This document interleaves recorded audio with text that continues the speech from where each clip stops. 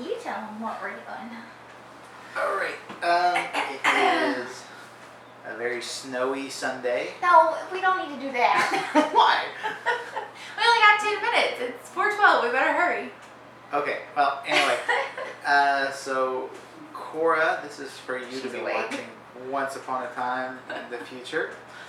For you to look back and say, holy cow, those are my crazy, young, beautiful parents. Who are totally trying to get this out before you get really fussy in about 5 seconds. Okay, but anyway, we wanted to just talk to you about your birth story so that you knew about it before we lost all the details in our old minds.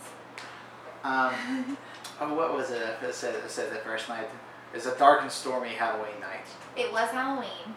And it was stormy. Was it stormy? It was stormy, man. It was nasty out. I don't remember it being stormy. You know, I'm already forgetting. The plot thickens. This is why I'm doing this. Okay. Where do we start? Okay, it was Halloween. It's Halloween. I was 39 weeks and how many days pregnant was I? Some.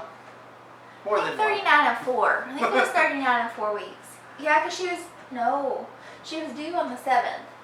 November 7th. So, no, I went in at 39 weeks exactly. That's what it was. I gave birth at 39 and 3 or 4.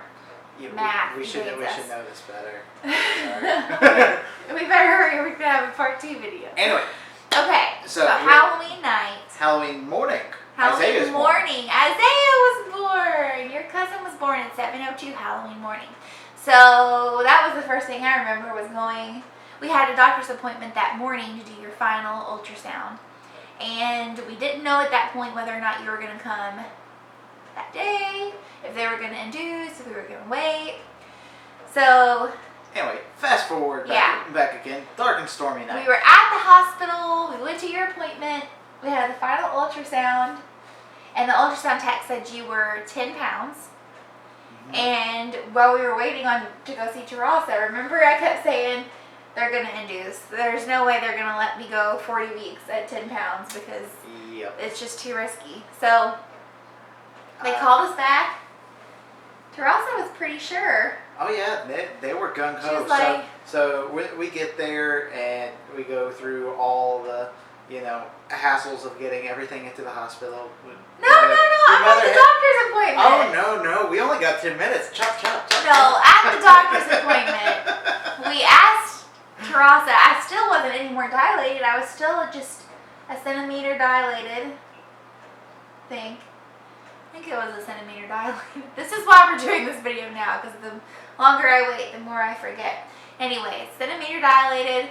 We asked her, what's going to happen, and she was ready to go, ready to be induced that day. So we had the appointment in the morning. We left, walked over to the mother and baby wing to go see Caitlin and Isaiah and Austin. And then we were like, we'll be back tonight. I don't think we'll get this out in 10 minutes. To be induced. Well, we can go into part 2 if we need to. But anyways. So, yeah, we knew we were going to be induced. But what we didn't know was what time, because they told us to be there at 7. Oh, yeah. But then there was this... So we're thinking we're going to get there at 7. So didn't get to hand out Halloween candy.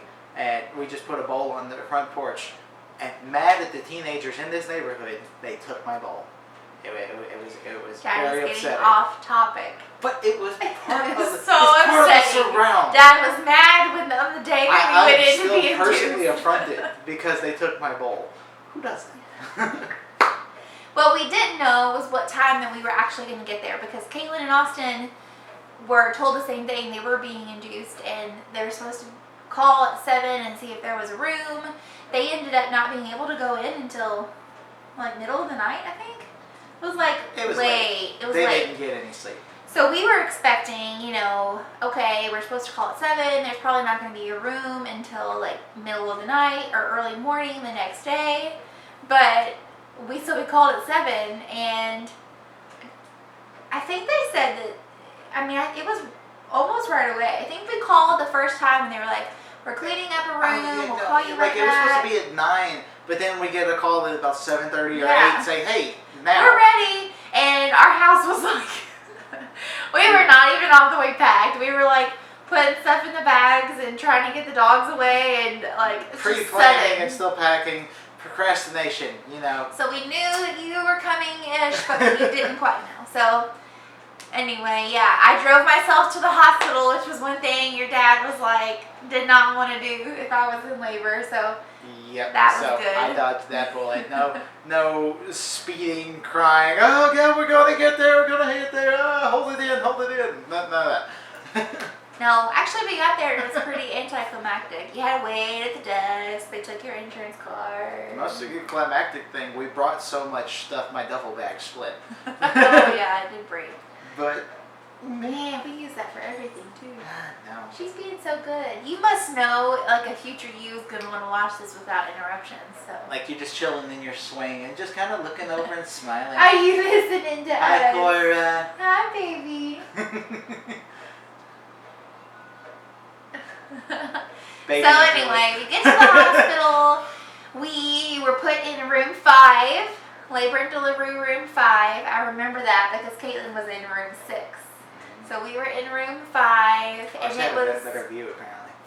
It was all just, yeah. We went into the room, and it was like the first couple hours, they weren't really doing much. They were doing blood work and asked you all these questions and a million questions. There were so many questions. I remember they tried to put my IV in, and they tried 4 times before they actually got it. Well, one lady tried 3 times, then the other lady tried 2 times, and then like this 90-year-old lady who's been there for years and years said, "Pop."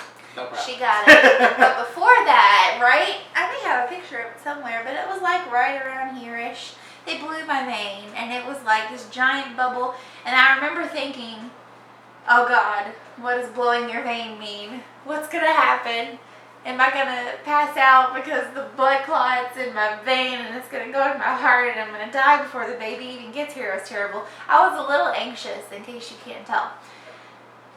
But all was well. All turned out well. We had a really good for that first nurse. night, it was really nice because we thought we were having a baby the next day.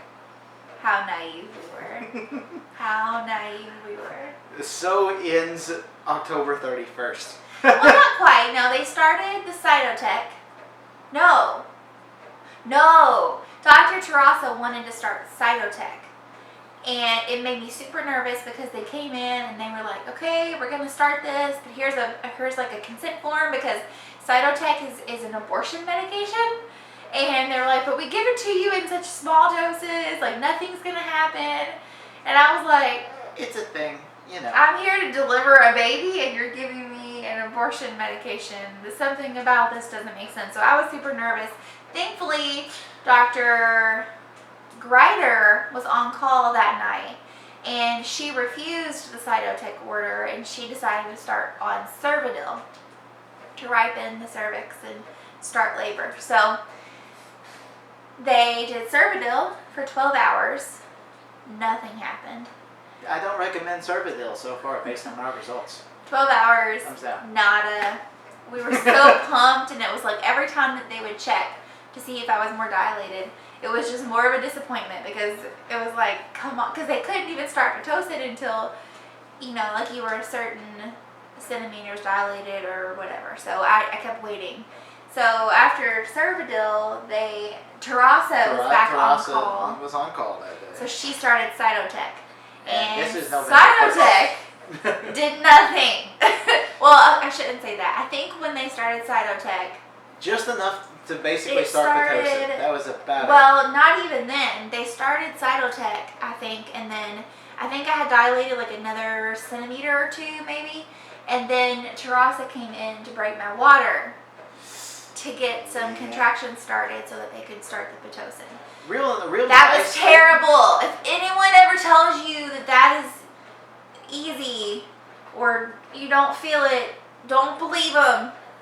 That was terrible. She's also very brusque, very, very, very nice, Came very in kind, super very. quick. Hey, we're gonna break your water. Oh, it's done. And it was like, it was just, I remember it being